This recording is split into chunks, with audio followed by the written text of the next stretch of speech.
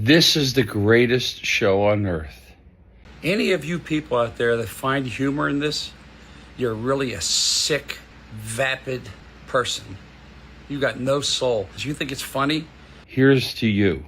Get bent. You people should be ashamed of yourself.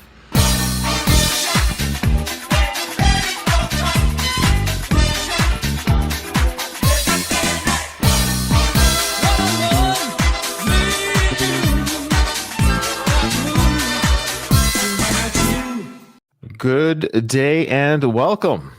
It's been a while, but it's another episode of Frank Stallone. Who is this guy? I'm Ryan, your host, and with me, of course, is my co-host of this journey, Doug, Big Gun Doug. How you doing? I'm doing great, Ryan. As always, it's a pleasure to talk to you. I feel like it's been far too long since we're on the mic together talking Frank, but it's like as at the same time as it feels like it's too long, it feels like it was just yesterday. Yeah, Frank's an interesting character. You know, we go a long time without speaking about him, but then when we do, it's like an old friend. It's just an old friend coming back into our life. Yeah, and I miss the guy. I truly do. Yeah, well, it's funny. Like, let's be clear here. We are an entertainment show, meaning we're having fun.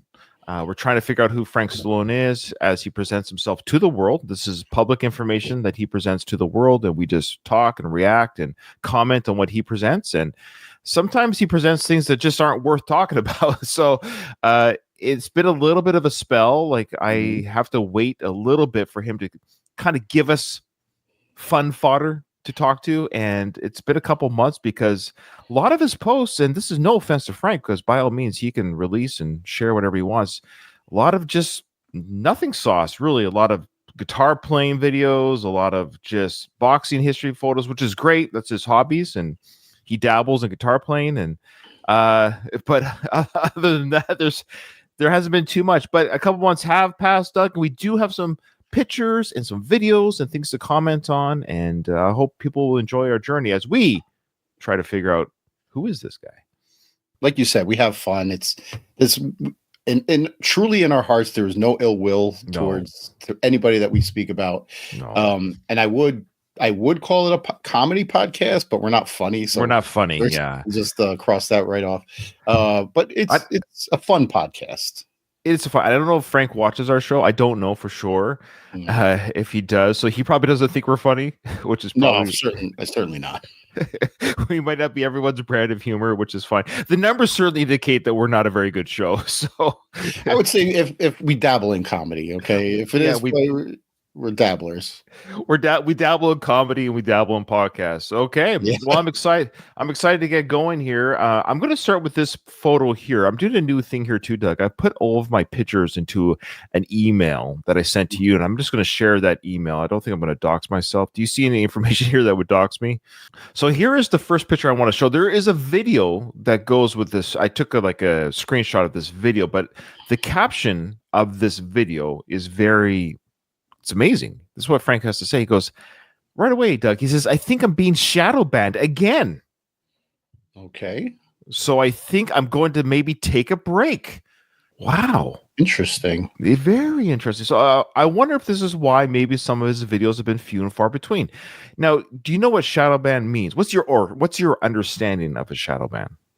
That like your account isn't necessarily banned, but they limit the amount of posts that get sent to the masses. That's right. Kind of like our podcast. Our podcast is Shadowbanned. Might as well be.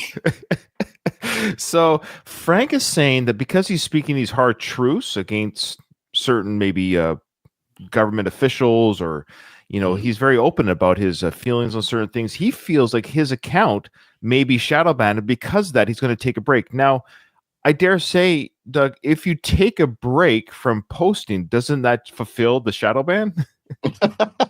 Yeah, you're kind of playing into their hand. But the thing is, if you're being shadow banned, you can still look up the person's profile and see all their posts. It's just not in anybody's algorithm. So, and I think like the amount of followers that he has, plus the type of content that he has, I mean, that could be the recipe for shadow banning. It could be, and I don't know how he proves it. I don't know how he figures this is happening. But Frank, my advice is don't take a break, don't stop, keep it coming, keep your voice being heard. Because if you allow the Shadowband to do what it's doing, don't let it do that thing. Yeah, they win. Don't let them win. He goes on to say, as I've always said, this new form of the Democratic Party are the pawn scum of the earth. We have to meet the enemy head on and dismantle their anti-American rhetoric. So then why would you take a break? I don't know. It doesn't make sense, Frank. If Trump can take it, we can too. If you're a left-wing radical lowlife, cut me a wide path, for I don't want to hear from you or see you. He's talking out of both sides of his mouth here. Like, are you going to take a break, or are you going to meet them head on? Are you going to fight through this? What are you doing, Frank? Well, they don't hear or see you, according to the Shadowbans. Like, I think maybe he thinks he's shadow banned. He very well might be. I don't know, but maybe he thinks he is because his engagement is low. I'm not sure what clued him in on that, but that could be it. Okay, so that was the caption to this video. So here we go. As you might hear, gunshots. I'm at the range trying to shoot with both eyes open, shooting trap, and it's giving me a lot of trouble. I usually shoot with one eye. I'm supposed to shoot with... Is it completely necessary for him to do this at the range while there's live fire behind him? Yeah, and for context, he's wearing an army t-shirt, cowboy hat. I love how he's giving this message with just gunfire. It's like, hi, I'm in the streets of Chicago right now. You're right. Why not in your car with this message? Yeah, right. Yeah. But remember, he's shadow banned, so yeah. Both your eyes open, but for some reason I'm shooting better with one eye. So at my age, just stick with what works. I'm so disgusted. Now, you're a police officer, right? Mm-hmm. And when you shoot your weapon, what do you do? Do you do the one eye or do you do both eyes? Well, it's interesting because I've always for 20 plus years have shot with one eye because you focus on the sights. Right. And you can't do that with both eyes open. And we recently got the red dot targeting system. So it's I shoot with both eyes open now. Okay. Yeah, I do very minimal firing, but I do weapons firing as a military member myself in Canada. So we have the weapons proficiency tests, and I shoot with one eye, but they even taught us, try to shoot with both eyes. It's hard. It is hard. I'm a horrible shot. Frank would be very disappointed in my shooting ability. I'm a horrible shot. You're not worthy of being a military member. Well, you just shoot down range, my friend. If the enemy's in front of you, just shoot down range. It's better than nothing. Yeah, true. By what I'm seeing on the news, the attacks on Musk, the attacks on, Tesla cars. It's so ridiculous. This is all they got. This is all the Democrats got. They promote violence. They're vulgar. Hello, I just love it. They promote violence. Bam, boom. He's making a statement, man. They promote violence. They promote violence. He's wearing an army t-shirt. Bang, boom. We're trying to clean this mess up that we're left with. All these jobs, people getting paid tremendous amount of money to do nothing. The Board of Education. Frank, imagine getting money doing nothing in your life. What would that be like to get money for nothing? I can only imagine. It's a joke. But, you got to hang in. You got to hang tough. Call your congressman. Do whatever you can. And listen, if Chad Bianco, the sheriff, is going to run for governor, go out and vote for him. Because if you get someone else in there, we're sunk. I mean, California is sunk as it is. Unfortunately, it's such a beautiful... Okay, so now he's going to show you the view of California, saying it's a beautiful place, it's sunk. I love how he has the freedom to go to the range, to spend his day at the range in a beautiful state and weather. And if it's such a disaster, why doesn't he move? Does he love the state so much that if the people have voted for this, then it's it's the people that want this. So maybe you, the individual, doesn't like where you are. Like, you might have to move. That's the whole point. Like, maybe it can't be saved, if that makes sense. Maybe this is the state of California. So maybe just go Houston or to. Yeah, I was going to say to Texas. He's got the means, and Frank. I don't know why he doesn't do it. He has a lot more money than we have. Oh, of course. He's the, I would say, the most down to. Well, I wouldn't say down to earth necessarily, but the most he's like a middle class millionaire. Sure. You know what I mean? So he kind of sees the plight of the middle class people as he sits in his tiger themed bedroom. But he has the means. Like, you can move to a red state if that's what you want. So, like, what's keeping you in California? That the bar that you play at every week that probably gets you like a free meal and a couple of drinks. Like, I don't know what keeps him in California. He's not a working anything, actor, musician. Well, he's got some movies coming up. We're gonna get into that. Don't you sell him out for his non-movie roles that he has, okay? My bad. Yeah, don't you do that. I think he would argue it's his friends, it's his home, it's been his home, but he probably sees it as his own personal fight to save the state. I don't like any part. Like, I'm in Canada and I am from the West Coast. I'm going back there this summer to live there again in my home. And it's my favorite part of Canada. I agree. It's my favorite part. But if it got to the point where politically, whatever I felt was like, this is not the home, because I was born there too, Doug. Mm-hmm. This is not the place I want to die in, then I would just leave. I don't love the land enough for my own mental health. I would just go to probably Alberta. That's sort of like the Texas of Canada. Like, if I was leaning whatever way, right? I would just go somewhere different. I would go somewhere where I could die peacefully. Like, there's no land mass on the planet that's worth being miserable about. I would just go to a different area. Here in New Jersey, we have one of my radio hosts on the local New Jersey radio station. He's running for governor, and for years, like, he's seen this state deteriorate into like a liberal hellhole, and his theme is dig in with me, because people are leaving New Jersey at a record rate. Yeah. So his theme is like, dig in with me. We're going to make New Jersey better and everything. He's been saying this for years, that dig in. And we're not even like, we're not half as bad as California is. And Frank is like digging in. Plus, we're a much smaller state. Frank is digging in, but he's digging in. How many people does he have in his military, like his militia, right? That's digging in with him. Sometimes you got to cut your losses and move on. Well, some of the comments on this video are, God bless Frank.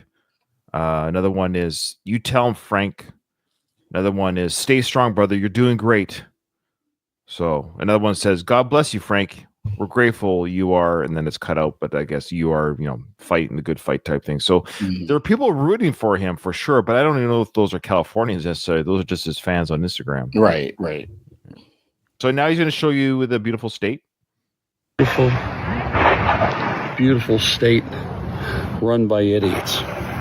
But, you got to keep the faith. You got to just hang in there. I wish you all the best. Have a great day. God blesses us all. God blesses this is all. Yeah, you gotta stumble through that one. But if he really wants to make a change, especially in a state like California, you need more than faith. So, Good luck, Frank. Good luck. We wish you the best. Yeah. Hope you achieve it. Bye. Okay, this is a great video here. So we're gonna see a great painting from Elvis, painted by I think John Rivoli likes me. I don't know. I think he's ghosting me. I don't know if he watches this, but I sent him a message on like Instagram and Facebook like a month ago. I forget what it was regarding, but it was like a legit like, hey, we talked before, and I know John's friends with Frank, and like I said, we have no ill will towards Frank. We just take the mick out of him a little bit, and but John, if you're out there, we love you, brother. Your art is amazing, and this is a legit video is what I'm trying to get at, Doug. John painted this painting of Elvis Presley. It's incredible. This is one of a print. It's not the original, so just keep that in mind as this has been talked about. So it's called a one of a one, meaning he has the original. John has the original, but I guess he's reprinted. I forget the process. He told me in one of my interviews with him that the process that is used to create a print, like it's almost like it's the original. I forget what it's called, but yeah, it has the same textures. And exactly. It's crazy. It's really crazy technology. So that's what he has here. So Frank has a signed one of one. I think John even hints at like, well, there might be more coming. I'm not sure yet, but yes, right now, Frank, you have the only one. But I think John kind of hints at like, I kind of would like to sell these maybe. There might be more than one, but for now, yes, Frank, you have the only one. You kind of catch that as we listen to this. Well, John signed this for me. This first print is one of Elvis Presley, right? That's right. It is the only one. I have not released it. I made this special for Frank. I did this painting, but I don't know what I'm going to do with it yet. Sell more. Make money. It's a beautiful painting. But for right now, yes, Frank has the only reprint for sure. But I knew I had to make a print for Frank since he is the big music guy in my life. This was the greatest inspiration of my life was Elvis Presley. And when I saw he did it, I know he did the painting. I said, can I get a print? Yeah. And funny, tonight we had dinner because it's Shannon's birthday tomorrow. And he said, I forgot to sign your print. And I forgot that. And now he's in town. He signed it. So this is Elvis Presley print. One of one. First one, yeah. And Elvis was a huge inspiration for me. Yes. I still have every one of his records. Yeah. Yep. There we go. There he is. Perfect. There you go. Well, congratulations, Frank. That's pretty cool that you got that. And John, I hope we're still friends. I actually had to check to make sure we're still following each other on Instagram and on Facebook, but he's ghosted me on the socials, Doug. I'm stung a little. Oh well. You got to reach out. You got to get him. I did reach out, but he's ghosted me. He's not answering. Oh well. You got to get him on the mic again soon. Get him on for like one of the Rambo episodes or something. Well, if he responds, I will. But that's the problem. Again, the anti-Israel protesters took over, I think it was Grand Central Station today, making fools of themselves, blocking people from going to work, causing turbulence and upset. And NYPD Blue, which used to be one of the greatest police departments in the world, just stand there and do nothing. Well, number one, that's what protesting is. It's an irritant. For a reason, like it sucks. Now I know by law, and you can correct me on this. I know you're a New Jersey officer, but you do have to have a permit to upset traffic, is my understanding. So yeah. Protesting is a legal right, of course. I don't know if this group had the legal permit. It's not stated by Frank, but even if they didn't, what do you want the police to do in this situation? So, Doug, you're a police officer. Let's say you have look, this is tricky area. I get it. This is anti-Israel protest. I get it. So they're pro-Palestine, right? And they're upsetting traffic flow, people going to work. It's an irritant, absolutely. No violence has been committed. But you as a police department, are you really going to start like spraying them with a fire hose and pepper spray? And what are you doing? No. You kind of just contain the protests. You let them say their piece, and then they move on. It becomes an issue when it becomes violent, or like you said, like if it disrupts. You have to get a permit for a protest because they have to cone off the area. They have to redirect traffic and everything. They need a plan for something like that. But if you're in a park or on private property or something protesting, and you're not interfering, you kind of just stand there, you let them say their piece, and then they disperse, or they're supposed to. We had a protest in my town a few years back. It was part of the BLM movement or whatever, right in front of our police department.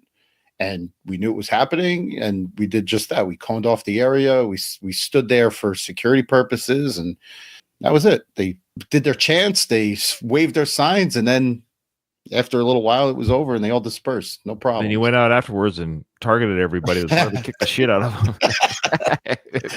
Is that what police officers do, Doug? I mean, it depends on which side of the news you look at, but sure. Yeah. Well, Frank isn't happy about the. Now, I'm not saying what side of the fence Frank's on, but he's going into some dangerous territory here. If I was a celebrity, I would just stay out of this whole talk. I just wouldn't even bring it up. Before you started, I can't hear anything he says because that zipper collar thing that he's got is bothering the shit out of me. I don't know why he's wearing his jacket that way. Usually, if you have, it's like one of those quarter zip things with the high collar and not the hood. Usually, like you fold out those two collar points, so it's not holding your head straight up. It looks like he can't like put his chin down because it looks like a military collar. All right, so I don't know if he says much more. My advice is just stay out of this. Now, here's the thing: if this was anti-Palestine protest, I wonder. Now, hear me out here. I'm not saying one way or another, but I wonder: would Frank have this video had the same disruption occurred if it was anti-Palestine? Because it was anti-Israel. It's worth talking about. You get what I'm saying? Yeah. Just a few arrests, but there's thousands of people or hundreds of people there blocking the way for people to go to work with. Sounds perfect to me, man. I would love people to block my way to get to work. Oh, sorry, I can't come in today. Anti-Israel protest. I'll see you tomorrow. This anti-Israel rhetoric and waving Palestinian flags and all, but seems like nothing happened. They're waving Palestinian flags at an anti-Israel protest. Go figure. You don't say. I think that's what they do at those protests. Probably, yeah. And I suspect if it was an anti-Palestine protest, it'd be raising Israel flags would be waved. I would suspect. Yeah. It just nothing happens. It seems like people just go out, do their thing, disrupt everyday people, and they just get away with it. And believe me, I'm not anti-police. I love the NYPD blue, but I think they just needs a kind of change of. He actually says the police did nothing. Yeah, that's probably their direction. Like, even if it was in a quote unquote illegal protest, there was no permit. You think the police are? Can you imagine the ruckus that would have caused had the police gone in with batons flying and fire hoses and like circa 1960s anti-Vietnam protesting? They were just like, nope. With the social media and body, let's just at least it doesn't get violent. Let's just leave it at that. That's the other point that I wanted to make before. Largely, the cops are far outnumbered in these riots. Protests. Sorry. And if it becomes a riot, then the cops are in a shitload of trouble if everybody in that protest decides that they wanted to turn on the police. Yeah, let's just say, let's make it an irritant for the public. Sucks to be them for that day, and let's just get through the day. Mm-hmm. Yeah, that's my advice. That's probably what they were told. Yeah. Attitude from the powers that be. The police are, handcuffed worse than the prisoners to be able to do their job, and it's just. So again, if they were unhandcuffed, what would Frank want them to do? I guess he wants them to be dispersed, but you go in there as a police officer, say, go on, guys, get out of here with your protests. You're going to get pushed back. I guarantee people will be like, oh. You want to do everything you can to prevent it from becoming unrest or a riot. That's right. All right. So, I mean, if there's one or two people that are really causing a problem and they need to be arrested, I think for the most part, the large majority of the protesters would understand that. But if you just start going at people who are just sitting in the middle of the road, then they're going to be like, dude, he's not doing anything. He's not doing anything. Yeah, it becomes a whole thing. And then they get jumped on and they get pushed and it just becomes a whole, yeah. In fact, the fact that Frank's talking about this now and I never heard anything about this is a good sign because it didn't make national news that I'm aware of. You know what I mean? Like there was no, Twitter stuff or anything like that with like fights and batons and pepper spray and right. And it's not limited to one area. It's happening all over. Right. Sad day in our country where people can just do that and get away with it, and it affects the everyday working person. That's all. It's called a protest. Yeah, I don't think this is the proper hill to die on. No. I got to say about it. There's protests everywhere. Look at every college campus in the country, Frank. They're happening all over the place. It's what makes our country great and terrible, which is what makes it great, meaning we want to hear dissenting voices. That's the whole point. You have to hear the other side, whether you like it or not. I drive by stuff, even like in Canada, we have people who stand outside the abortion clinics or whatever. I'm not going to say how I feel about it. I'm not. But what I'm saying is I see them like, that's great. They get to be there and no one's kicking the crap out of them. Just they're allowed to say what they want. You're allowed to say it. Go ahead and put up your political parties on your lawn. You're allowed to do that. Like dissenting voices should be allowed. You don't want a dissenting voice? There are other countries that don't allow it to happen. You can go there. Right. Yeah. All right. When you only want to hear one side of it, go to those countries. They're great countries. Yeah. Hi, everyone. I want to thank Greg Kelly and Newsmax for having me on tonight discussing Whoa. Can we get our hands on that? We have the video. We have the Newsmax video. But what I love, Newsmax, it's not like CNN or it's a YouTube news channel. Like it's called Newsmax, but it's not you can't find, look, I'm not a mainstream media guy, but the point I'm trying to make is it definitely has a leaning, if that makes sense. It's like leaning. Usually as a news person, you're supposed to be neutral, but these guys, these Newsmax anchors, they emote and everything. Like they call people crazy. Yeah. Newsmax is ridiculous. Yeah, so it's an American cable news, political opinion, commentary, and digital media company. Yeah, it's created by a guy named Christopher Ruddy.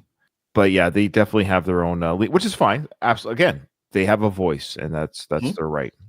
But I love how Frank acts like being asked to be on Newsmax. It's like the news station version of Tucker Carlson. You know what I mean? Like there's no, yeah.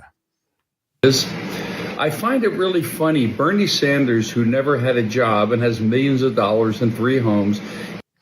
Never had a job, has millions of dollars and a few homes. Sound like anyone else we know?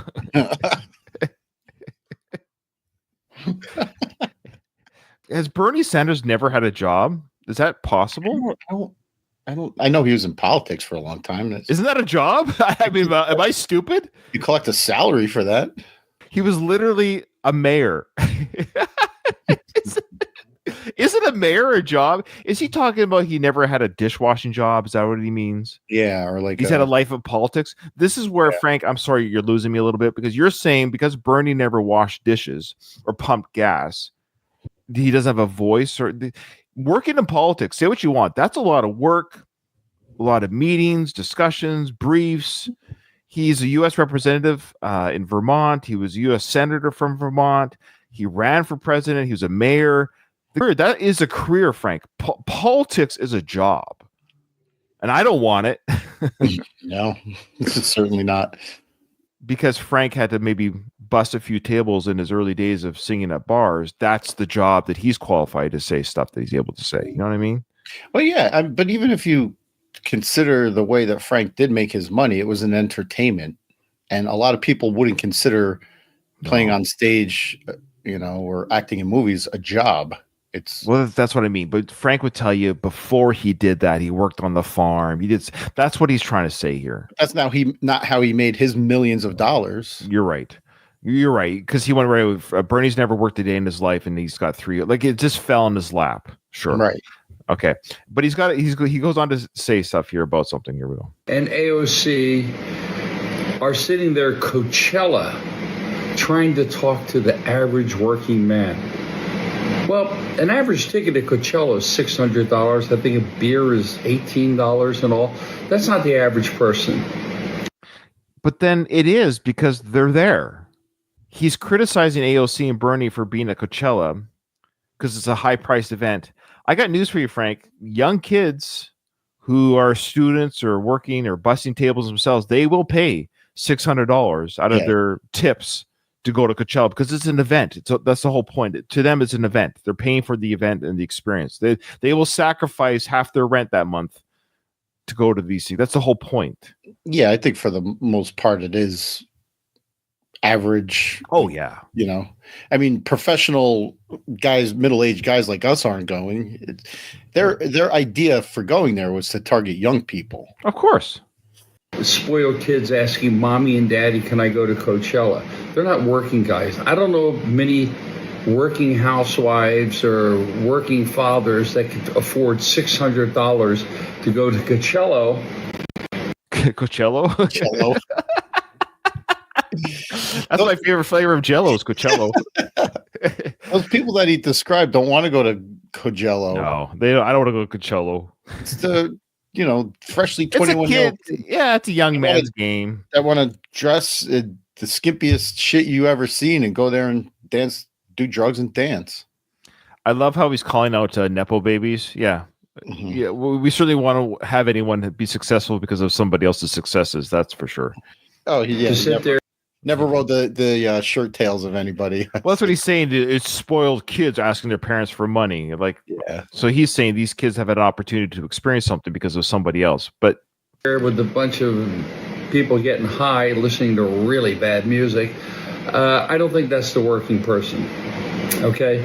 I remember at 24 years old, I probably made $600 in like 4 months playing in a band. Probably that amount of money. Frank, that's not a job. That's you wanting to get yourself out there and get known for sure. That's the grind of being an independent rock and roll player, as you saw yourself. But that's not, he's saying, I only made $600 playing my guitar. Yeah, because in between trying to play guitar, you should have been washing dishes. You should have been working at the gas station. You were trying to get a career in the music industry. So yeah, you made the grind. Well, first of all, $600 then isn't $600 today. And secondly, what was the average ticket price of Woodstock? Oh, it probably wasn't very much. A lot of people jumped the fence and went for free there too. Yeah, so even like the ticket prices, let's say it was $15. That was probably a lot of money to some people who wanted to go to that festival so bad that they made it work. Right. Not including the people that jumped the fence or whatever, you know what I mean? I'm saying. But, like you got to, it's all relative, Frank. And even today, I don't know many kids that are young are working to make $600 if they go with their friends or girlfriends, $1,200 just to get in. So Bernie Sanders, like usual, is talking out his ass, a guy that never worked, a communist, an AOC. Wow. So Bernie is a communist. He's talking out of his ass. He's never worked a day in his life. That's amazing. I want that gig. Yeah, never work and make millions of dollars. If AOC had an OnlyFans, would you join? Maybe 10 years ago. She's an absolute buffoon. They are not the working class people of this country. The working class people of this country have more common sense and spend $600 to go to Coachella. Thank you again, Newsmax. Bye.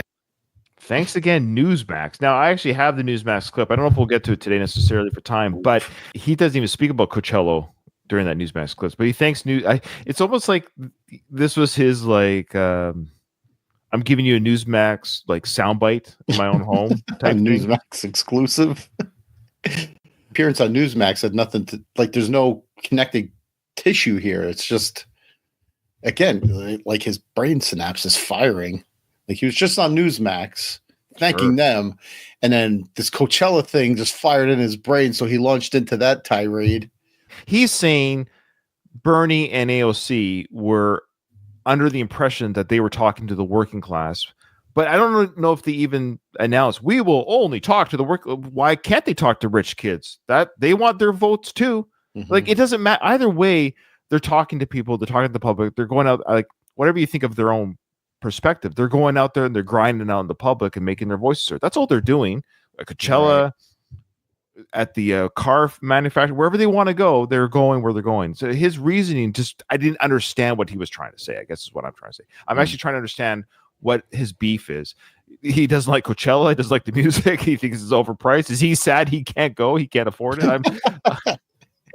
He wants to go. He wants to perform at Coachella. Yeah. Can you imagine? That's what's funny is if Coachella invited him to perform, he would do it in a heartbeat. Everything he just said, he would delete this video right away. Harvard University has $53 billion in their cachet. As an American citizen. And it just occurred to me, he's trying to be viral. These are opening, to Frank's credit, he's doing these opening statements. These are like the clickbaity opening line, like Harvard has $53 billion. Like, whoa, I got to hear more. You know what I mean? Like, he's not even saying, hey, it's Frank Stallone in my car. He's not, like, he goes right away into almost like a TikTok reel, but it's on Instagram on his videos. Yeah. I hate those, like, you see those videos that are like Whoopi Goldberg fired from The View. So you're like, oh, wow, let me watch this. It has no mention of Whoopi Goldberg getting fired. No, she's going to be there forever. But that's the kind of clickbaity shit you're talking about. God bless her. Now, he's going to go into something here, and I hate to say that Frank's a little bit wrong or a little bit misguided, but check it out. Listen, do you want to pay them $2 billion out of your tax hard-earned dollars? I hope I pronounced that right or said it right. No, you didn't. You didn't. He's saying here that Harvard received $2 billion. Not true. I think it was this last year, maybe. But I actually did some research on this because, believe it or not, Frank, I like to do a little bit of research because I don't always want to believe what everyone tells me on the internet. I like to kind of do my own research. He's basically saying we have a very rich school that has a lot of money, and then on top of that, the government has given it further money. That money, and this is very interesting. So Harvard's a very good school, very high-end professors, teaching facility. What they do, Doug, is that money that taxpayers do send to the government, that the government then dishes out to other schools as well, not just Harvard. They use these schools that are studying cancer treatment, whatever it might be. They give them basically like, oh, you're funding this. So students are learning. Let's just keep it simple. So let's say they're trying to figure out the best flea medicine for a dog that doesn't hurt the dog. So that research is being done at Harvard, and you are a student and you're a veterinarian. So the government's like, hey, this is going to help a lot of dog owners in the U.S., whether you're Democratic, Republican, independent, non-voter, it doesn't matter, but you're a dog lover. So we're going to give money to this class to help figure out how to solve fleas so that it doesn't help the school get more money. It doesn't help it doesn't pay for kids' tuition. It doesn't pay for anything like that. All it does is just helps the research that's going to benefit people in the U.S. So he's talking about grants, right? Basically, the idea being that you, the taxpayer, are paying facilities to better your life as an American.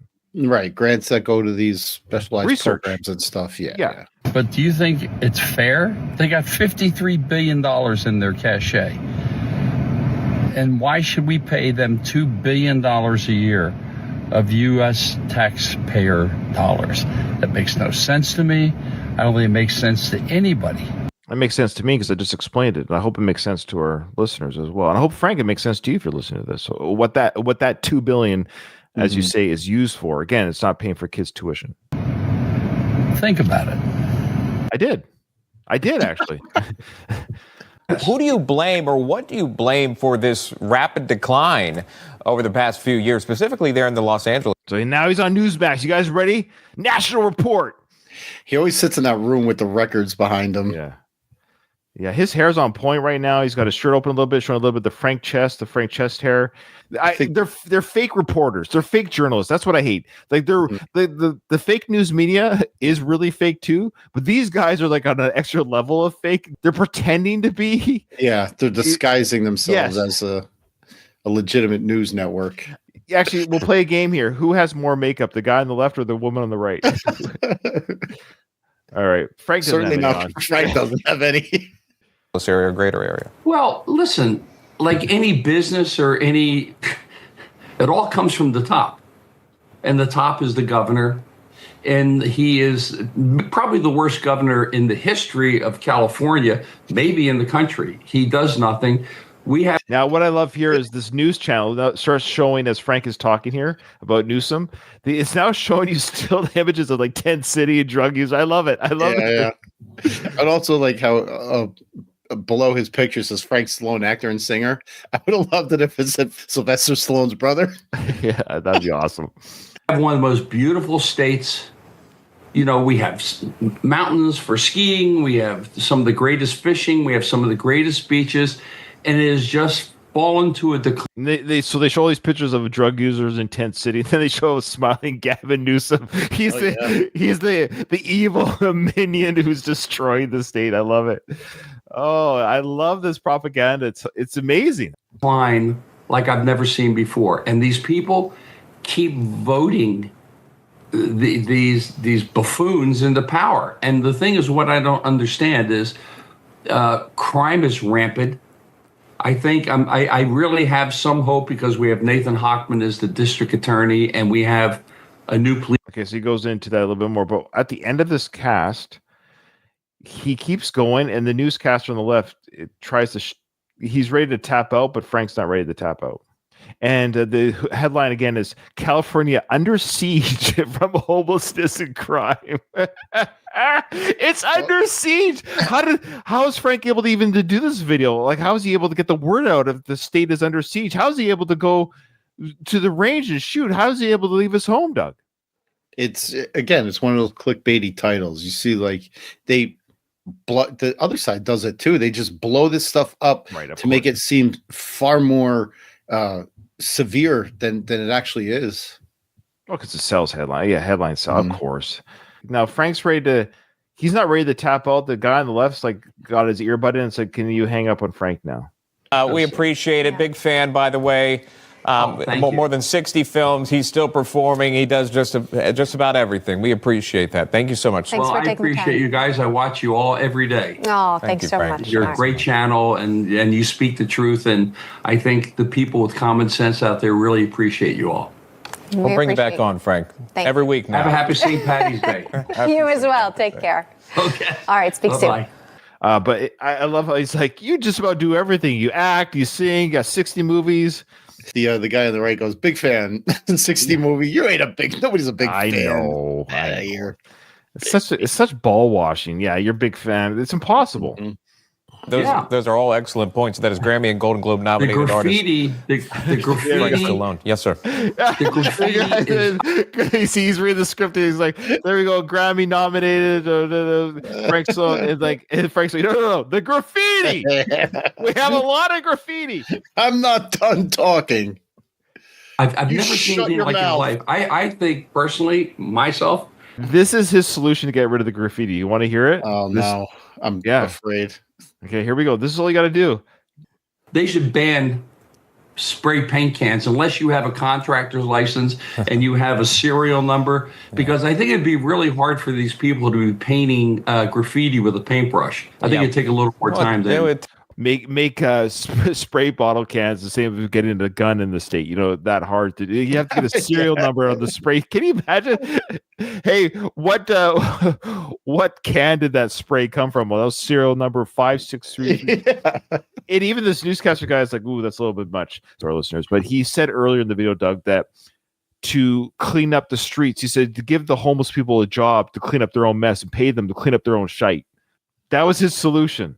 Was basically tell these people who live in the tents to sweep the sidewalk and we'll pay you. Oh, yeah. They're going to get right on that. Yeah. Now, this is a great video here. So this is Norman Guitars. Have you ever heard of Norman's Guitars? Is that a brand of guitar? I think it's a store that sells guitars. Oh. Wow. And it says here, Norman's Rare Guitars documentary, a film by Devin Delmore, outtakes and extras. This is on the YouTube channel. So there might be an actual film that you can buy or rent, but on YouTube they've put the outtakes and extras. So I don't think Frank made the film, but he made the outtake and extra part of the show. So we can watch his interview here. Now maybe he's in the interview, but we see the full interview here. Or sorry, he's in the doc, but we see the full interview here. Long story short, he tells the story about the time that he was at the Norman Guitar store. It's really convoluted, and I hope you can follow it. Come on. Your brother bought you. Oh, the Christmas present guitar. That was. So that's the name of the story. The Christmas present guitar. Okay. You tracking so far?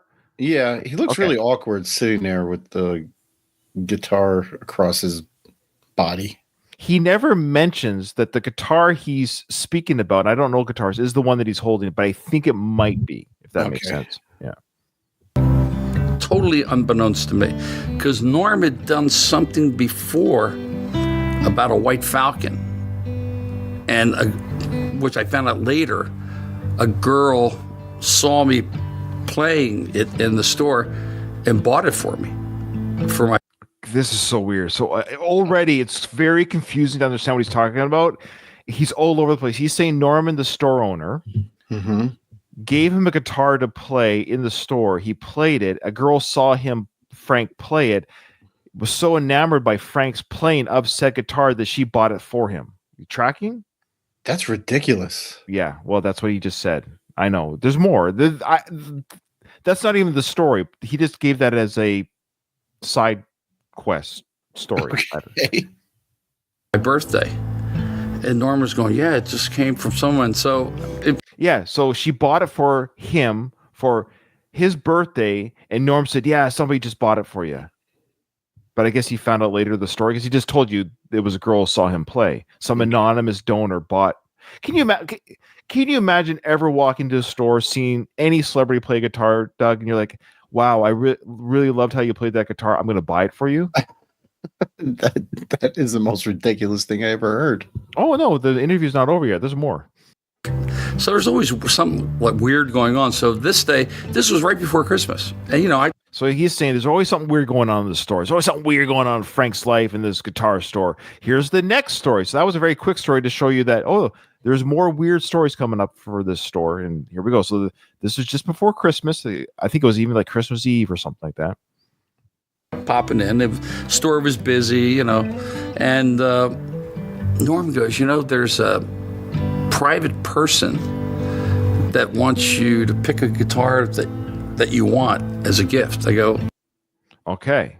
So another anonymous donor. Frank is just surrounded by anonymous donors. So he says, Norman goes up to him and says, hey, Frank, just so you know, there's a private person, somebody who wants to remain private, I think is what he meant, that wants you to pick any guitar from the store and you get to buy it.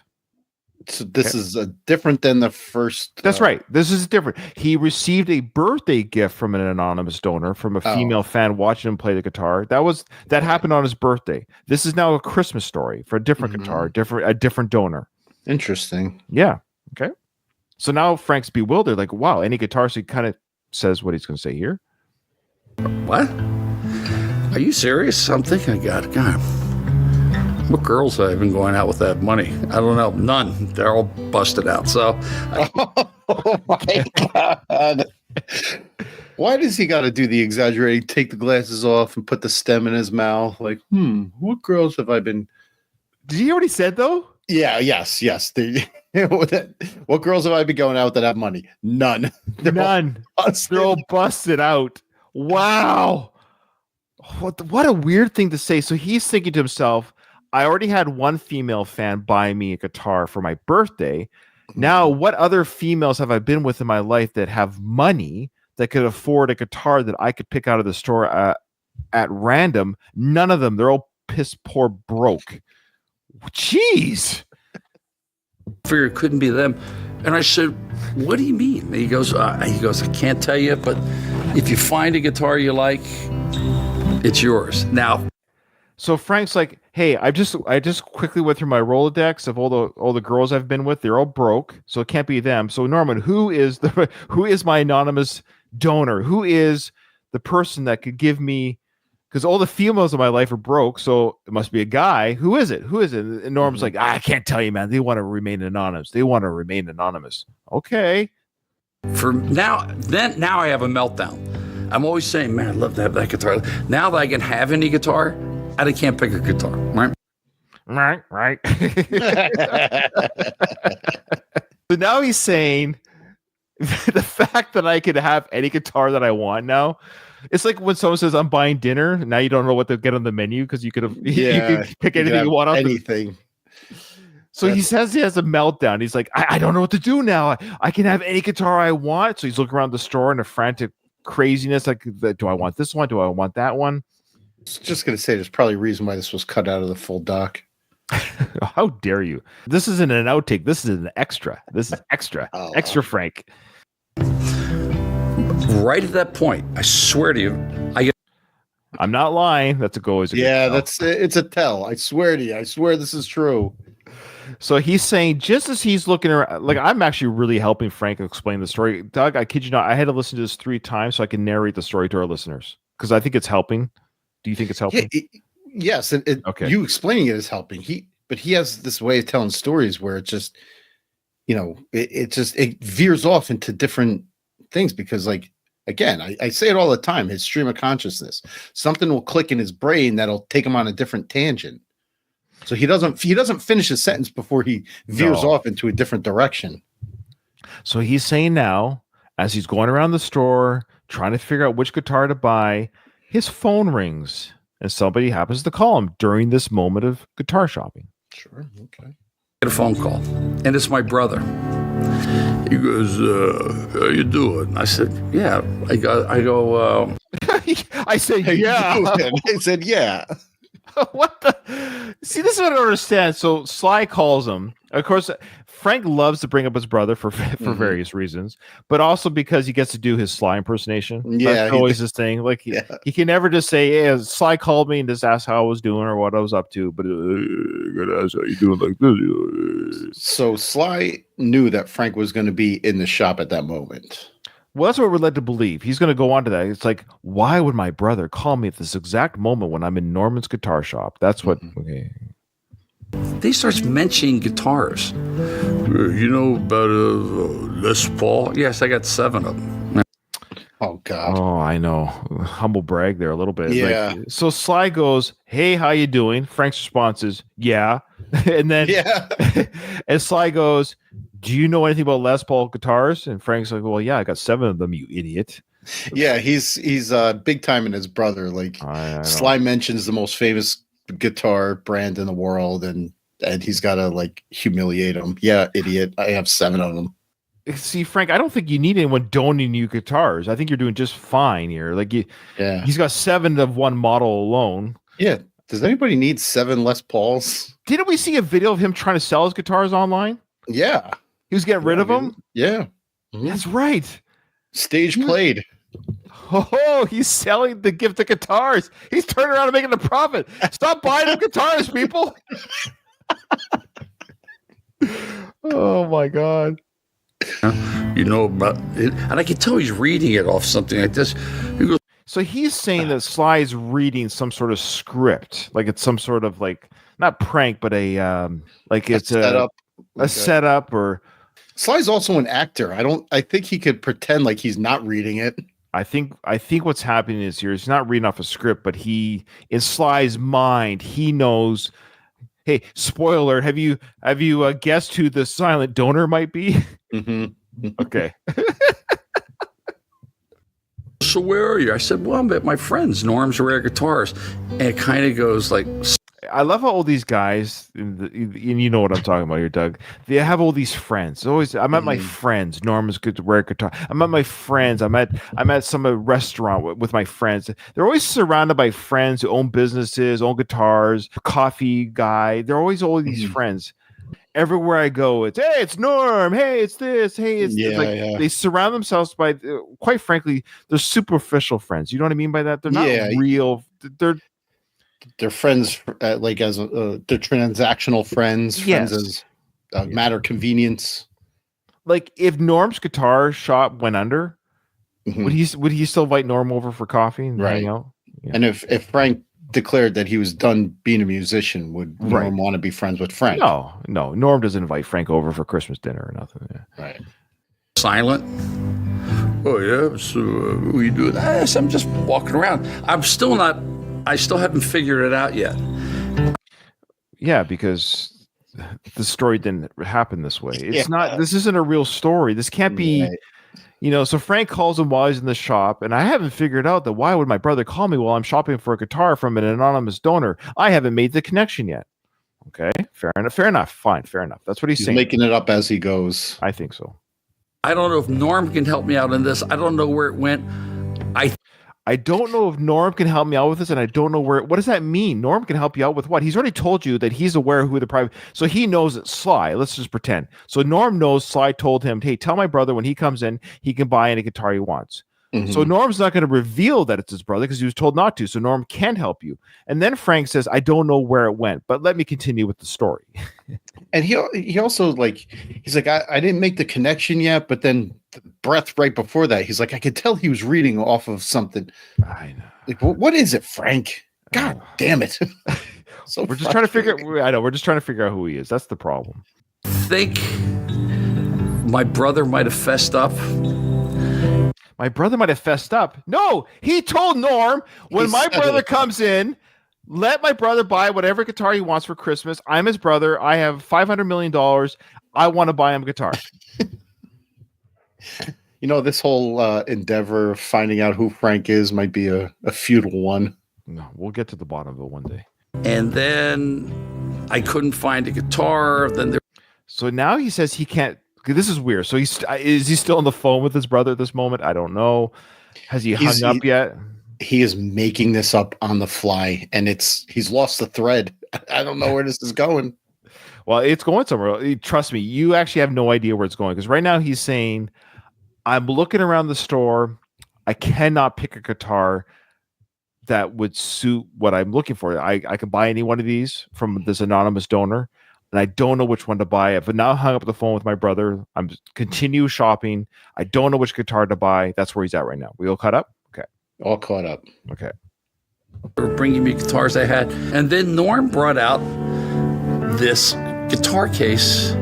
Here. So Norm says, hey, Frank, welcome to Norman's. It's good to see you today right before Christmas. Frank says, yeah, it's great. I love to shop for guitars right before Christmas. Norm says, hey, by the way, since you're here, it's a good thing you showed up to the store when you did, because someone who really loves you wants to buy you a guitar. They told me to tell Frank, buy any guitar you want. It's on me, the anonymous donor. Merry Christmas.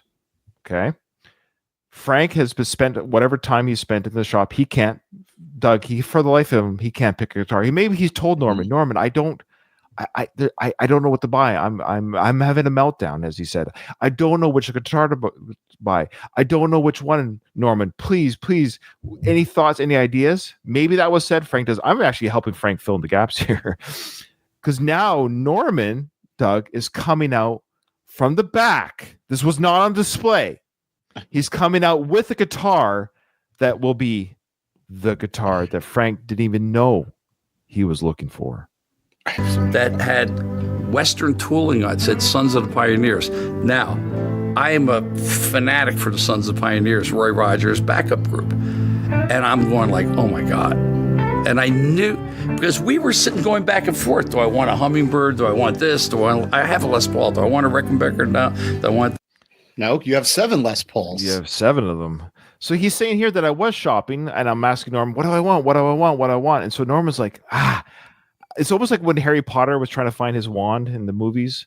I didn't watch Harry Potter. And then the wand guy goes, oh, I have just the wand for you. He picked the right wand just for Harry. For our Harry Potter fans will know what I'm talking about. So Norman is like that guy. He's like, oh, Frank, I think I've got the guitar. I think I've got it. It happens to be in my office. Here we go.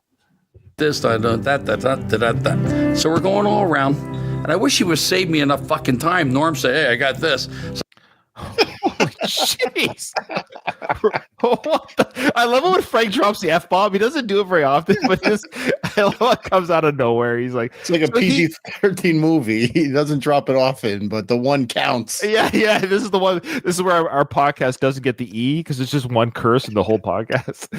So he's saying, I spent all this time shopping, and Norman, I wish you effing gave me this guitar the moment I walked into the shop and saved me looking around. Because this is it, baby. This is the one. I'm sitting there sweating for like an hour. He brings the case out, and it's beautifully hand-tooled. It says the Sons of Pioneers.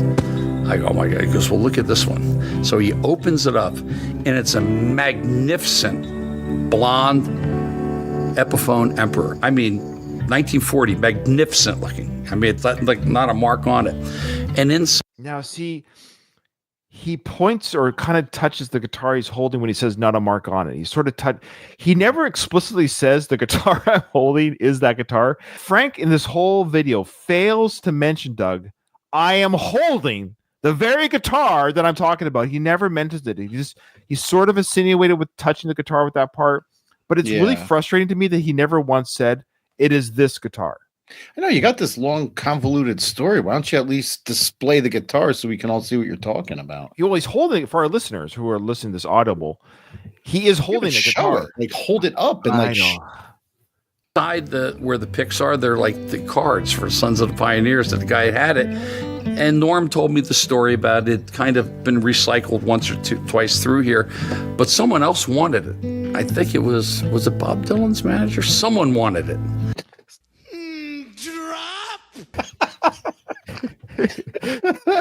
So he's saying I don't know how he knew this, but he somehow is saying that the guitar that he is being shown by Norman from the Roy Orbison band was a guitar that Bob Dylan's manager wanted to get for Bob Dylan, but he snatched this from Bob Dylan. That's hilarious. It's like when you're buying a house, they tell you like, "Oh, we got another interested buyer." I love how there's no way to verify this could ever have been true. Yeah, probably not.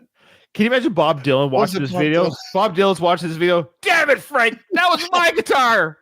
He fires his manager. And as I said, well, this is pretty cool. I mean, I don't know if you get any cooler than this, you know? I mean, there's other guitars that are amazing, like Strombergs and stuff, but just the provenance of this. And so I figured it out because I already know a lot about the Sons of Pioneers. So he's figured out, Doug, this is the guitar he wants. I figure it's a 1940 Epiphone. So he kind of taps the guitar as he says that. So is that indicating that's the guitar? But he never looks at it. His hand tapped it as he's... I know. You would think that he would... Because he's describing it, how beautiful it is. Like, show it. If that is it. If it's not it, bring that guitar to the interview. Anyone listening to this, please tell us. I'm not a guitar guy, so I don't know. Frank doesn't tell us either, so it's very frustrating. And the guy that had it didn't start playing with Sons of Pioneers until like 1969. And this is in 1940. So my thought was, it was either like Lloyd Perryman or one of the guys, older guys, says, hey, because people aren't like they are now with guitars. Hey, you like that guitar? We'll try this one. You know, I mean, it wasn't like today goes, hey, man, it's like 52 Strat. You know what I mean? People. Yeah, we understand. Collectibles weren't collectibles at the time that they were there because they were just a guitar. They become collectibles because of their history. Like my dad, for example, bless his heart, he had a 55 or 57 T-Bird back in the day. He had one, but he sold it because he didn't know that the T-Bird was going to become the T-Bird. Yeah. Oh, man. Yeah. Yeah, he hates that to this day. But he didn't know because at the time, it's just a T-Bird. Yeah, right. It's not a collectible. That's right. Because he had one when they were new, when they were this is a car. Like who knows if a 2024 Hyundai is gonna one day, man, one day collectible 40 years from now. That's the sad thing with cars. They don't make them like they used to. They really don't. Nothing that's made today will be revered in 100 years. Yeah. But to Frank's credit, that's what he's saying. I agree. They don't know what they have in those days. It's just to them they're just playing a guitar. It becomes a historical guitar because of who it goes through and what it becomes. Yeah. Probably gave it to him because the case was old. The case was not 1970s. The case was an original case. So I've been trying to find the history of it or looking through pictures of it. But, you know, probably in those days, that guitar. I've been trying to find pictures of the guitar that I'm holding in my hand. I really wish we knew. I wish we could see the guitar. Is that the guitar? This is the most frustrating video in history. Is that the guitar, Frank? Let us know. Show us the damn guitar. Holy shnikes, man. It was what? $250, $300, which is a lot of money in 1940. That's like about $5,000 now. So, but that guitar was very endearing, and we did a show about it. And then my brother says we did a show about it. I don't know what's that. Like a concert? I don't know. He says we did a show about it. Is that another documentary we need to find? Frank, let us know. Is there where we can see that? Was it a stage show? Was it filmed for YouTube? Was it another documentary? He says we I don't know who the we is. We did a show about the guitar. Again, is that the guitar he's holding? Is it one that looks like the one he's holding? Very confusing. Just trying to go knock Norm down in price. Okay. He says that now my brother's trying to knock Norm down in price. So we've already now established, see, Frank doesn't make it very clear. He says, I want to buy that guitar. But now he's making it clear that it was my brother Sly that bought the guitar. He was the anonymous donor. He never actually spells it out, but he says it here now because so basically I'm filling in the gaps for Frank. So you're tracking, Doug. Frank wants the guitar. He tells Norman, I want to buy the guitar. He gets Sly on the phone with Norman on the phone saying, Sly, work out with Norman the price of the guitar. So that's where we're at in the story now. It jumps very quickly to that point, but here we are. Endearing, and we did a show about it. And then now my brother's trying to go knock Norm down in price. And again, he's worth $800 billion. Oh, but Norm said, he goes, I'll give you a bottle of whiskey on top. And Norm said something like, He says, I'll give you a bottle of whiskey on top. Hey, Frank, by the way, can I get my bourbon, please? That's a very sore subject to bring up, Frank. Oh, I know. Frank, if you're listening, I bought your bourbon $50 and it was never sent to me. Your shop closed down. Nothing happened. That stupid whiskey, Sky Whiskey brand or whatever, they took over. They said they'd give me my money back and a free bottle to boot. They've shut down. Like literally, Doug, Frank's bourbon took my money. I paid for it. It's like, It's just literally took my money and run. Took my money and run, Frank. For the record, Frank, I ordered your bourbon. I received it. Great American company. Thank you, brother. Is it because I'm Canadian? Is that why, Frank? It might be. You damn liberals. Frank's probably laughing at me now. I hope you're enjoying that $50. Need it after knowing your brother that long. Yeah, something like that. But I got the guitar. It was a very successful show. We had a lot of views because it was a beautiful gesture. I mean, we had a very successful show with a lot of views. A lot of views. It wasn't on the Stallone family show. Well, that's what I'm wondering. See, this is where it gets very convoluted. I think he's talking about, you're right, the one show that they had in Atlanta, his final concert for the Stallone podcast, for the Stallone reality show. Mm-hmm. He may have played it at that show. And so the lot of views is a combination of, was it Atlanta or what was it? Whatever that venue was. I can't remember. Was it Atlanta? No. I haven't watched the Stallone. No, but it was his last concert that he really did because Sly was there for the reality show, but they had a show. Anyways, he might be referring to that. But then, yes, the reality show did have a lot of views on Paramount. So that might be what he's trying to say here. Again, the mind of Frank is a hard one to figure out. Okay. I don't know anybody buys me anything, especially my brother, a guitar. I don't know where it came from. But I don't know many people that buy many things, especially my brother guitar. What did he just say there? People don't buy things? The whole world buys shite. That's all the world does is one big consumption pool. Yeah, that's why there's stores, because people buy stuff, Frank. Let's hear that again. It was a beautiful gesture. I mean, I don't know anybody buys me anything, especially my brother. That buys him anything. Oh, buys him anything. Boy, his marble mouth. I thought I had marble mouth. Mm-hmm. So I don't know very many people that buy me things. Well, you need to have loved ones in your life.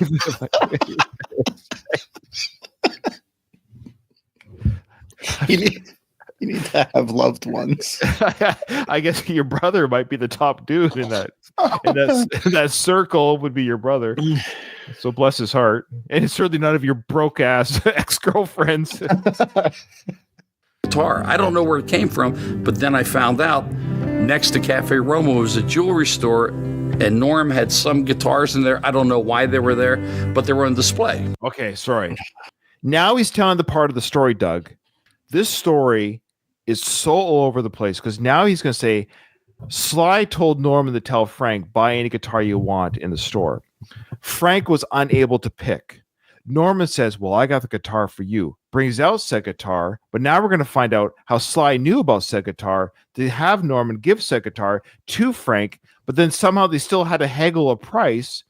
But Sly told Norman before all this happened, I want you to give this guitar to Frank. Right. Are you tracking? It seems like it was always that guitar. Yes. So the whole like pick out whatever guitar you want was just a ruse to kind of. But was it? Because why haggle the price on the phone then? Yeah, no, that the price, if he knew it was that guitar, that was the guitar, it should have been worked out beforehand. It should have just been Sly buying the gift and put it under Frank's tree and say Merry Christmas. Yeah. But now we're going to hear, how did Sly get wind of said guitar? It was a beautiful gesture. I mean, I don't know anybody buys me anything, especially my brother, a guitar. I don't know where it came from, but then I found out next to Cafe Roma was a jewelry store, and Norm had some guitars in there. I don't know why they were there, but they were on display. There was a Les Paul and stuff, and my brother happened to walk by and saw the guitars and the spiel, and then he got in touch with Norm. So it was a very touching and nice thing. So it was always the guitar. Yes. He's all over the place. There's too many questions. It's like one of Sly's movies. Well, no, actually, I will say this: Sly did not write this script. He could have. Too many questions are left over. Okay, actually, yeah, 2025 Sly wrote the script. No. Yeah, exactly. Yes. So now he's about to say, I don't play this guitar very often, the one in the story, but I don't know if the one in the story is the one he's about to strum right here. Play the guitar a lot because it's like a special occasion guitar, it's just like but he missed the first chord. So is that the guitar? Is he referring to the one in his hand, Doug? Can you see the neck? Does it say Epiphone on it? Maybe we'll go back to it. I'll have my people look into it. Now, the way this interview ends, it's just that was a really sweet thing, and I really love that guitar because I know I'm going to find out the more history of that guitar. I know I will. Yeah, he said that guitar. I know this guitar. This whole story. That's the guitar. Yeah, isn't that crazy? How can you tell this fucking long, drawn out story about this guitar and not show the guitar? You said that guitar. I don't think guitar. You're right. That's the key word. That guitar. But that was a really sweet thing, and I really love that guitar because I know I'm going to find out the more history of that guitar. I know I will. I'm going to get it because matter of fact, I'm going to play that on my Instagram, and probably maybe some old fart will come and go, well, that was my dad's, and it was stolen. I go, well, blow me. Yeah. I love the ending. Can you imagine this heartfelt Christmas story ends with "blow me"? As they fade, you have this nice music over it. They fade out. They show the Norman's Guitars logo. So I'm going to play that part again. So he says he's going to play that guitar on his Instagram. Some person is going to recognize the guitar, say, hey, that was my old man's guitar. And Frank's response will be to that poor grandchild, blow me. Take my junk and put it in your mouth and blow it. On my Instagram. And probably maybe some old fart will come and go, well, that was my dad's, and it was stolen. I go, well, blow me. I get it. Okay, here we go. Blow me. Oh my God. Thank you for that. Yeah. I'm glad I didn't watch that one beforehand. Yeah, I'm glad you got to react to that in real time for sure. Now, before we close, I'm just going to quickly go through photos. I think there might be something worth talking about here. So there we go. Atlantic City. So that's the show that Frank was talking about. Just remembering our sold out concert because it's Sly, and that's why it was sold out. At the Hard Rock in Atlantic City, it was a glorious evening. That my understanding, Doug, that was his last official concert. Right. Okay. Was 2022 Atlantic City. Yeah, he hasn't played an actual he's played his instrument. He's played at bars and stuff. But I'm talking about his last show was proper. His last show proper was then. He has a regular gig at some bar in LA. Oh, is that what it is? Yeah, it's if you look at his website and his dates, it's all at the same place, and it's every 2 weeks or something like that. I also noticed on his Instagram of late, he had a lot of friends and family pass away. So rest in peace to all the friends and family. Frank's, of course, one of them being Val Kilmer. So he's got a picture there of him and Val on the set of Tombstone. So He was able to capitalize on Val's death. This was his largest and most liked photo in his Instagram for that doesn't have Sly in it. Was this one? Dom liked it. Yeah, Dom liked it. I just like this photo here of him with his friends.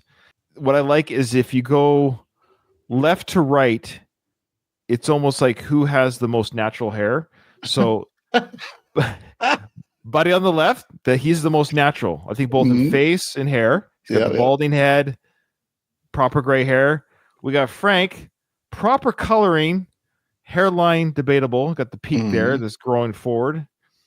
Then we got our buddy Mike Torsha. There he is in the flesh. So we got Mike Torsha with the bulging pipes and veins. Ooh. He's got the balding hair. He's keeping the balding hair, which I appreciate, but that's not his natural hair color. And then we got this guy here. He's a 2-time Oscar winner for The Green Book, Nick, and he's definitely is not his natural hair color. What do you think? No, none of Frank's probably. Frank and the guy on the left are the only ones who got close to natural hair color. Yeah, so that's what I mean. So we got natural. So this guy here wins. I think he wins on the left for both natural hair color and hairline. Torsha gets the natural hairline award, not natural color. I guess same with this guy. Yeah, Frank wins the best hairline, but I don't think it's natural with the proper hair coloring. This is a fantastic display of men here. I just love it. I love it. Okay, this is the movie that Frank's on. He's on a movie called Waxman. It's being filmed right now. It's being directed by a guy named Thomas Churchill. You ever heard of him? Thomas Churchill, never. No. I'll tell you why. He's one of these money laundering video guys. Oh, no. He's got 22 films coming up. He's one of those, you know what I mean? In production. Yeah. Nothing's actually getting done. No, it's those straight to movie guys. I was kind of hopeful that this would be a real thing, this movie that Frank... No, we're going to watch this. When this comes out, are we going to watch Waxman? Yeah, we're going to watch everything that Frank comes out with. I know. Where's that Vietnam film, Frank? We want that Veterans Day. It's called Veterans Day. We want that. And they're missing a huge opportunity. The time's recording, Veterans Day is like a couple weeks away. Where is the film? Now is Memorial Day. Sorry, Memorial Day. Yeah. Oh, is Veterans Day the November one for you guys? Yes. Okay, yes. My apologies. Okay, I'm Canadian, Frank. Remember. Okay, so you still have time so Veterans Day still could be happening in November then. Okay. Anyways, he plays a psychologist or something, or like a he's looking very dapper there. I love the jeans, the cowboy boots. Yeah. Anyways, this guy Thomas Churchill, Doug, he has 19 directed films. I'm surprised you never heard of him. 19 directed films. Any guesses? I did the math on this. Any guesses the average IMDb score of old 19 films put together? Give me a guess. Average. So I took old 19 films, divided it by 19, and I got a number. 3.9. Whoa, 3.8. Wow, really? Holy. I never do that good. So with Frank on this new film with Thomas Churchill, the 3.8 director, maybe it'll go up to 5. Well, maybe if our fans have anything to do with it, we could boost the numbers a little bit. Oh, I just like this picture here. We've got Jasmine Crockett here. She's a Texas congresswoman. She says we need illegal workers because we're done picking cotton, is what she said. She's a black woman for Audible listeners. But I just enjoy Frank's description of her. He says, can you get any less clueless than this thing? All capital letters, thing. The people who put this thing in office need to have their heads examined.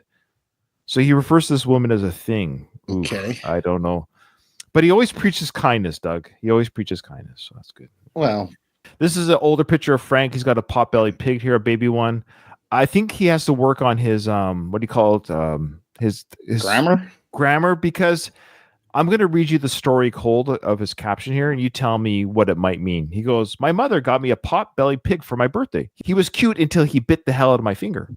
Right there, I gave it to my sister. It was supposed to be like 10 pounds. It grew to like 250 pounds. I was a lucky guy that night. What?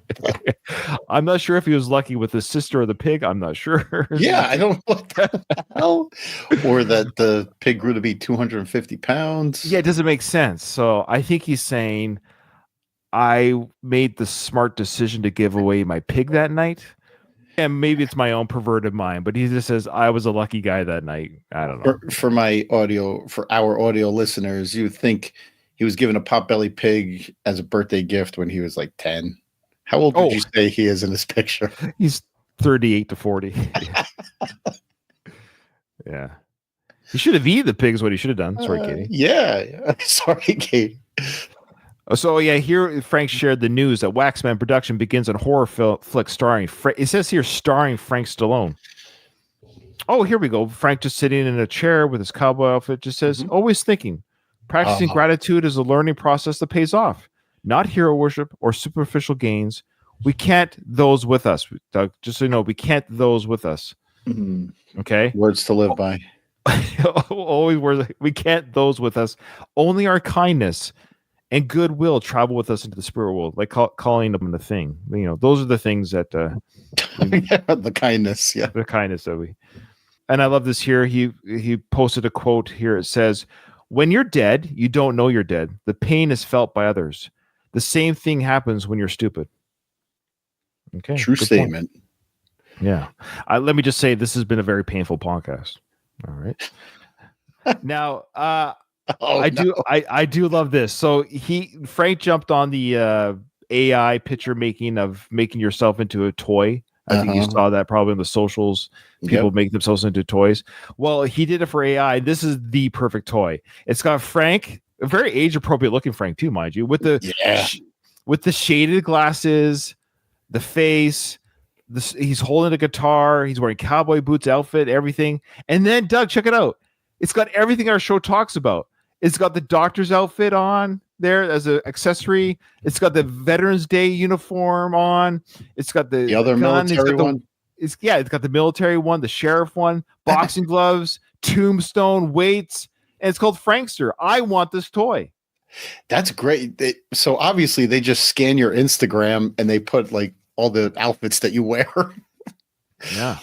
It's fantastic. That's it. That's hilarious. We got all the pictures in. Oh, what a show. What a big, powerful show. Or a big supersized show, I should say. I don't know. That was good. That was all great stuff. All fantastic finds. Frank, you haven't disappointed. No. Well, it's been a couple months. And as you can see, folks, the reason why it does take a couple months, because not every picture is podcast worthy. Not every video is podcast worthy. So it might be a month or two from now. Doug does have exciting news. His baby is about to be born any day now this month. So Doug will be a little bit busy. If Doug is unable to make some future recording days, if we can't line up, we will have a special guest host coming on to help out with the show. Doug is hopeful that he can be on there with them. That's, of course, Trucker Andy. His name is Trucker Andy. He runs his own podcast called the All Apologies Podcast. Check it out. It's a great podcast. And he also is a recurring guest host on the Who Are These Podcast brand. Check out that show as well. But if Doug is not able to make it, Andy said that he's able to help out with the Frank Torch if you're not able to be there, Doug. I will do everything I can to make every recording. If you can, and Andy's got to step up, the fans will be in for a treat. They'll probably like him a lot better than me. Oh, stop it. That's not even true. There's no. And Doug, the goal is to have all three of us on to talk about Frank, because it'd be nice to have another voice entering this world that's, it's be interested to see somebody who's kind of hasn't seen this world the way we have, maybe an outsider, maybe somebody who maybe smack some sense into us for Frank. Maybe we're seeing everything wrong. We could be, we're not an echo chamber here. We welcome other ideas and opinions. Well, thank you so much, everyone, and thank you, Doug, as always, for coming on. I hope everyone enjoyed, and Frank, I hope you enjoyed this as well. We love you. We hope to interview you one day. We hope you will come on the show. We hope you will be the one. Put it this way, we've said this before, Frank. You come on the show, this show ends. It's done. That's it. That's our promise, Frank. If you come on the show, we will stop, and then you will be the one who answers the question: who are you? So I think all these shows are going to start falling by the wayside because I think people just don't want to hear it anymore.